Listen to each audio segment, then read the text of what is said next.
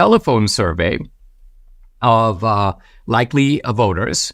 And it's a survey that asks people questions about the 2020 election. And this was done by Rasmussen in conjunction with a group called the Heartland Institute. Here's what they find. 21% of likely U.S. voters who voted by absentee or mail-in ballot. The key to this is the absentee ballot. And the key to it is the absentee ballot. Why? Because the absentee ballot is filled out outside of observation. See, when you go in to vote, it's really difficult for, let's say, somebody else to vote for you. They can't do it. You're alone in the booth.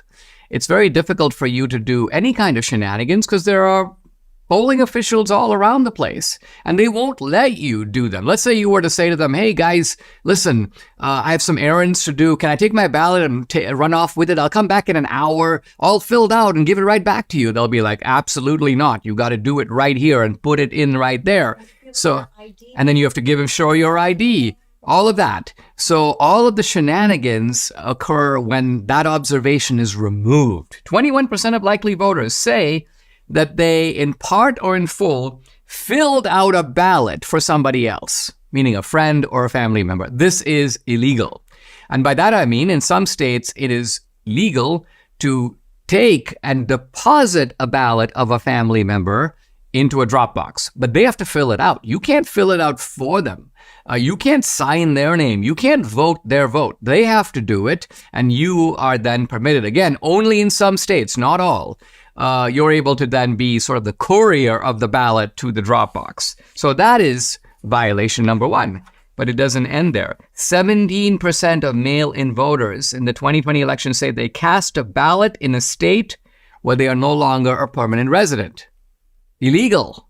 You're not allowed to vote. You can't even vote in a state where you used to live. Why? Because if you move to another state, you are now a permanent resident there. You're supposed to vote in that state. You're a legal voter in that state. So you can't say, oh, my friends are in Georgia, so I just decided to go vote. No, you can't do that. So now these violations are often not caught. They're not prosecuted. This is the failure, the breakdown of our system, if you will. But here it is, in a sense, from the horse's mouth. The cheaters, they're not saying this publicly. They're not saying, hey, I'm so-and-so and I cheated.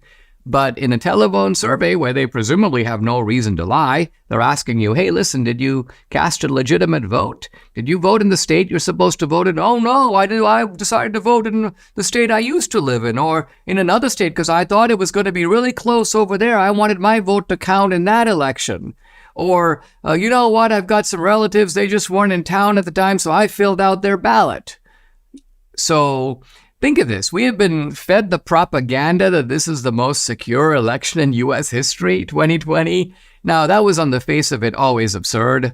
And I noticed that after 2,000 Mules, people don't really say that anymore. This is how the left is. They don't admit they were wrong. They don't say, yeah, that was a lie. They just kind of quietly, it's like stealth editing for a newspaper where they go back and change their story to pretend like it always was like. They don't have an apology. They don't have a correction. They just go back and modify the text. And so I think that this Rasmussen survey, very significant, adds to our body of knowledge about the 2020 election and continues to put in the grave the idea that this was the most secure election in history. It manifestly was not. It could arguably the least secure election in U.S. history.